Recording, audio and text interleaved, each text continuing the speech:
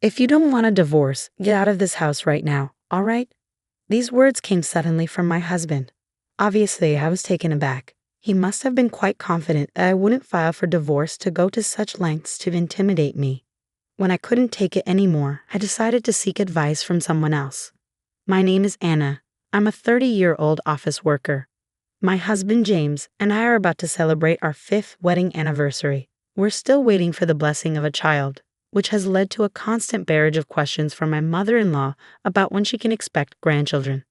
My father-in-law passed away years ago. My mother-in-law lives on the inheritance he left behind. Honestly, I feel on the verge of a nervous breakdown with her constant prodding about grandchildren.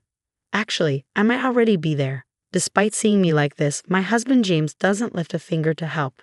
In fact, he recently started siding with his mother, blaming me for our troubles. I used to adore him for his kindness when we were dating.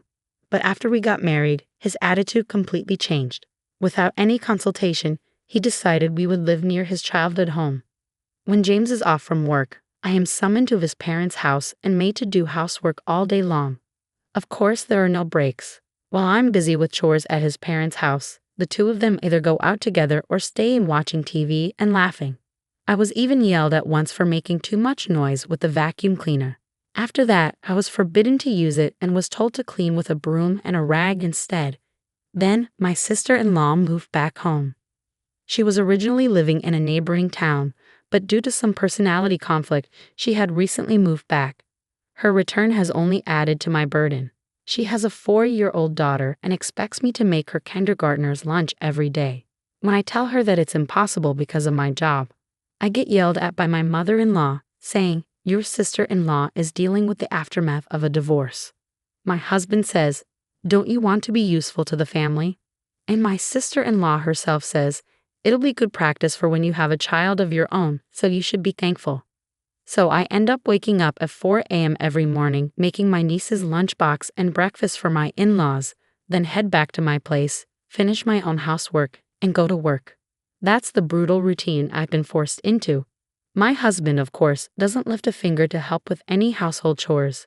The only time I get to rest is during my break time at work. One day, after living this exhausting routine for a while, my husband dropped a bombshell on me. "Oh, by the way, Anna, you should quit your job. I've talked it over with my mom and sister. You know she's going through a rough time. You understand, right?" "No, I don't get what you're saying." "Listen, I mean quit your job and take care of the house," he snapped at me before storming off to take a bath.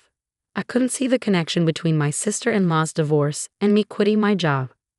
My husband is stuck in a dead-end job, and there are months. When I earn more than him, does he really think he'd live off his salary alone? Neither my mother-in-law nor my sister-in-law work. I can't understand why they can't handle the housework. Feeling like I couldn't handle any more of this, I grabbed my car keys and drove off to one place that came to mind.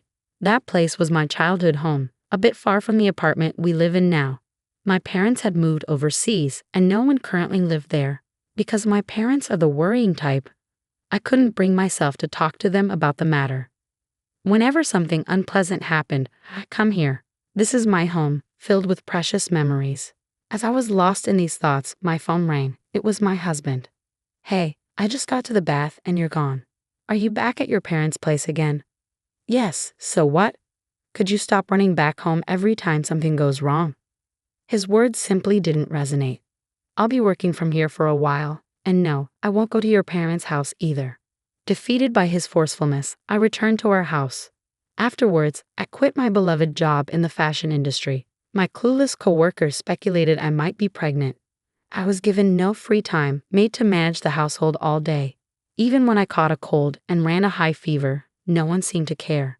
I had become a servant in this house, a slave to put it bluntly. However, one day amidst this lifestyle, something happened. Guess what? My sister-in-law was getting remarried. Moreover, her fiancé was an executive at a major corporation, earning a substantial income. It was quite a shock. My sister-in-law isn't exactly a beauty, and her personality leaves a lot to be desired. I understood everyone has different tastes and there are all sorts of people out there. The entire in-law family was celebrating, shouting about how she was marrying into money. My sister-in-law, full of pride, showed me a photo of the man. "Huh, this man," I thought, looking at the photo. when my husband said something unbelievable. Because of this, Anna, your parents' house will become my sister's family place. I was stunned. Wait a minute. That house is what my parents left for me. It's not for you to decide. The whole family has decided. You, who lives off my money, don't have a say in this, he retorted. Was the person standing in front of me a devil in human skin? That house was left for me by my father, a place for me to live if I ever had children. James should know this. Why can he act so selfishly? My heart was at its limit. As if to add insult to injury, my mother-in-law said, "You can't even give us a grandchild. Can't you be useful around the house for once?" There was no one on my side in this house. I returned home, packed a few belongings, and headed to my parents' house. I made a firm decision in my heart. I would never go back. A few days later, having received no calls from my husband, I thought he might have reconsidered. Then, suddenly, the doorbell rang. Standing there were my husband and sister-in-law. "What are you doing here?" I asked. "We thought we should take a look around," my sister-in-law said, barging in. Despite my pleas for them to stop, they ignored me, snooping around the house, treating me as if I was invisible. "This house is pretty nice too. Good for you, Anna," my sister-in-law remarked. "And when do you plan to move out of this house, Anna? My sister's wedding is coming up soon." "Get it together," my husband said, unchanged as I stayed silent. My husband added, "If you don't want to get divorced, leave now." Confident that I wouldn't divorce him, my husband was grinning with my sister-in-law looking my way. "Got it," I said. Once I confirmed, my husband seemed pleased, saying it's all he wanted to hear. Apparently, under the guise of celebrating my sister-in-law's wedding, they are planning a long family-only trip starting tomorrow. Naturally, I'm not included in this little escapade. My husband told me to pack up and leave by the time they get back. Then, he and my sister-in-law left with an excited air about them, watching their backs. 2 weeks later, the day for my in-laws to return from their trip arrived, and my phone began ringing incessantly. The caller was my husband, with calls also from my mother-in-law and sister-in-law mixed in. Unable to ignore the constant noise any longer, I finally answered the call. "Hey Anna, where the hell are you?" my husband demanded. "I'm at home," I replied. "You're lying. You're not at the apartment or at your parents' place. And what's the meaning of this? Your family house has a for sale sign." "Yes, I put it up for sale." "What are you talking about?" he asked, clearly caught off guard. "Well, after your mockery, I gave it some thought. The house you're living in now just seems so dirty to me. I prefer cleanliness. After all, I'm divorcing you." "Don't mess with me," my husband yelled. That was going to be my line. "Let's let our lawyers handle it from here." With that, I hung up on him while he was still shouting. On the day my husband and sister-in-law returned, I had already been in touch with a certain person, a friend of my father's who runs a real estate company. Though I had no prior experience selling houses, he offered me guidance and we managed to strike a good deal. As a side note, the apartment we had been living in was in my name since my husband couldn't pass the screening process. I had no intention of staying there, so I canceled the lease while they were away and sent all of my husband's belongings to his parents' house, cash on delivery. Even after that, I continued to receive calls from my in-laws, which I completely ignored. I recorded all the unpleasant messages they left on my voicemail. According to my lawyer, my husband was hesitant, even though he initially wanted a divorce. It seemed he was reluctant to lose his maid. I anticipated a lengthy battle. But then my husband suddenly agreed to divorce. My lawyer told me that my husband, mother-in-law, and sister-in-law abruptly showed up at his office, insisting that he divorce me and process it quickly.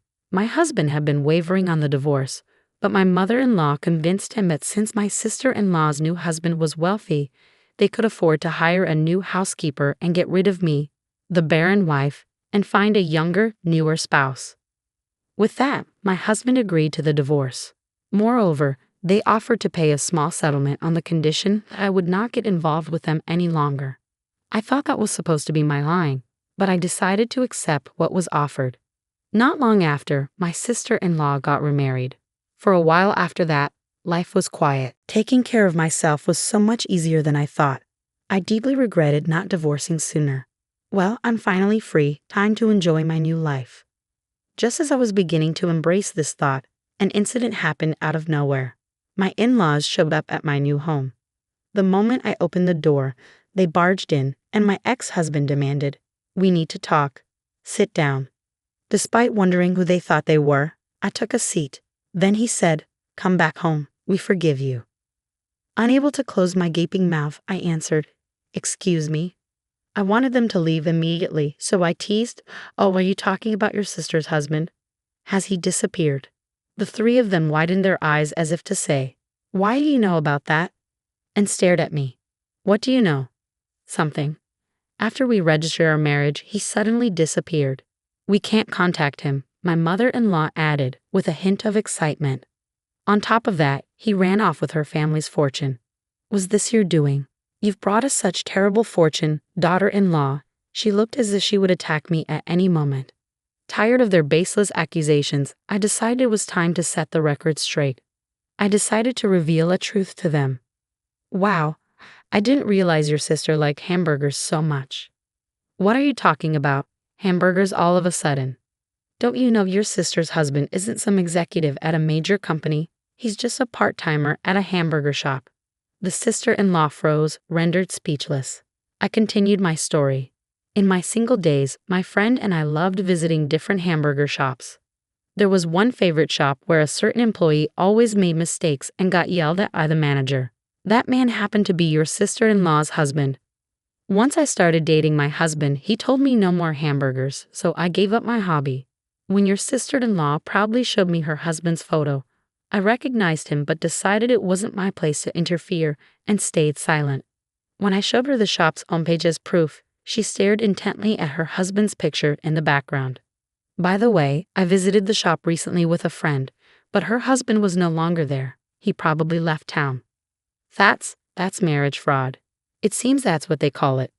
"I'm sorry for your loss," I said. The mother-in-law, who had been silent, interjected, "You knew, and you didn't tell us? We took care of you for years, even though you couldn't have children. You owe us." At her nonsensical rant, I decided to reveal another truth I had been keeping. "First of all, I'm not the reason we couldn't have kids. Maybe my ex-husband can explain that to you." The mother-in-law looked at her son in shock, and he guiltily lowered his gaze. "When we couldn't conceive after our marriage, we decided to get tested at your insistence. The doctor confirmed there was nothing wrong with me, but my husband had a very low sperm count. The reason we couldn't have children was because of him." When the mother-in-law asked about the test results, my husband instantly lied, claiming I was the problem. I was angry, but they just said nonsensical things like, "You have to support your husband." Refusing to face the truth, my ex-husband joined forces with my mother-in-law, pinning all the blame on me. In the end, he admitted, "Look, I admit I was wrong. Once the house sells, we'll get a good chunk of money. Let's all live happily as a family again." "Well, we've been through a lot, but let's get along from now on," my mother-in-law chimed in. At the end of the day, I realized they probably came here today with the intention of getting their hands on my money. What a disgusting lot. "No chance I'm getting back together with you, and I don't consider any of you family," I declared. Upon hearing this, my ex-husband retorted, "Getting a little big for your boots now, aren't you? I know even if you sold the house, you hardly have any savings. How do you plan to survive?"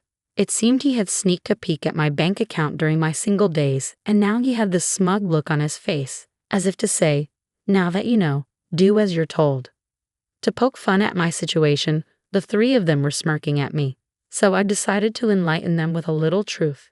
Sure, my savings aren't that much, as I've told you, but instead I've invested in stocks, enough to live without working for the next few years at least.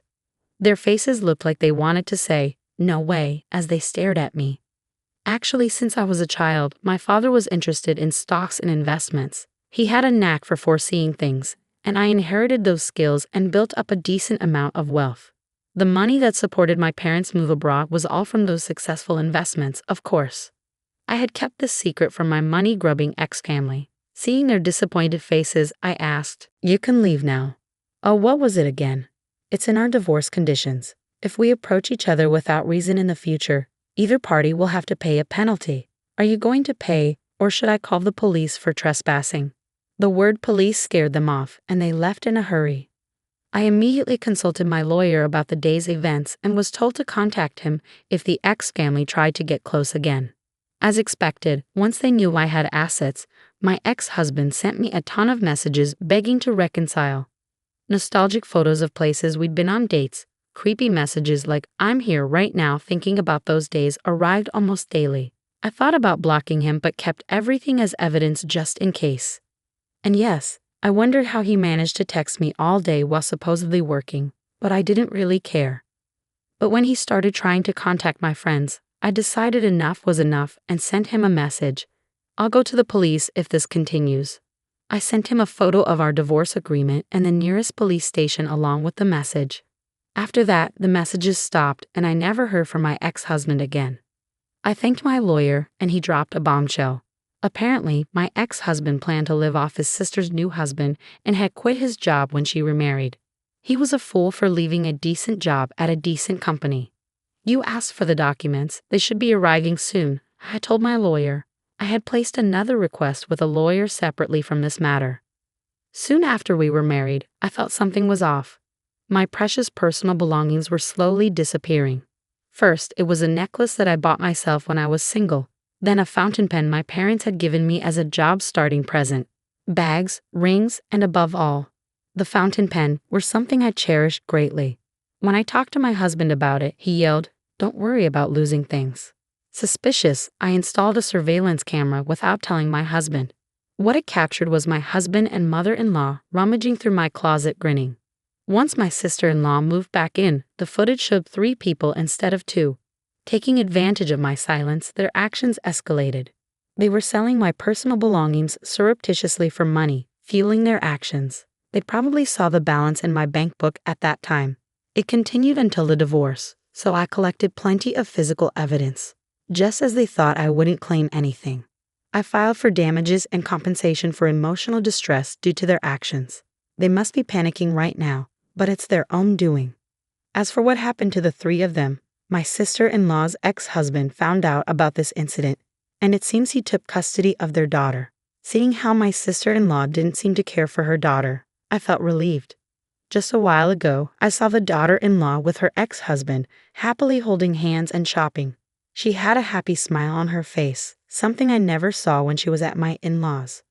The 3 of them, who wanted to live comfortably, apparently applied for welfare, but they were naturally refused as they were healthy and nothing else.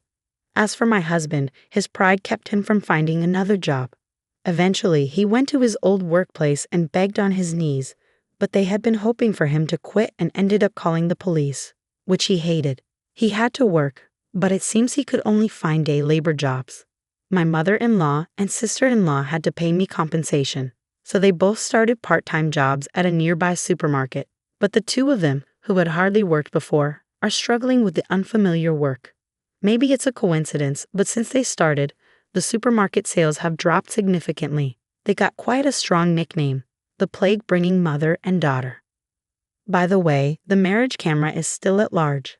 I thought they owned the house they were living in, but it was actually a rental.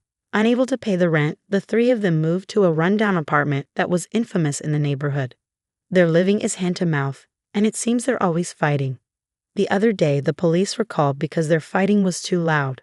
As for me, thanks to their help, I sold the house and used the money as capital to start a new apparel company with a colleague from my old job. Recently, we've been gaining more customers and even featured in magazines and TV. Being able to return to the job I love is the happiest thing for me. Oh, and there's one more thing. I've met a man through work, and we're getting married. His parents and siblings are very kind, and they've been treating me very well. What's more, we're expecting a baby, and I'll be the mother I've always dreamed of being. Next year, I'm the happiest I've ever been in my life right now.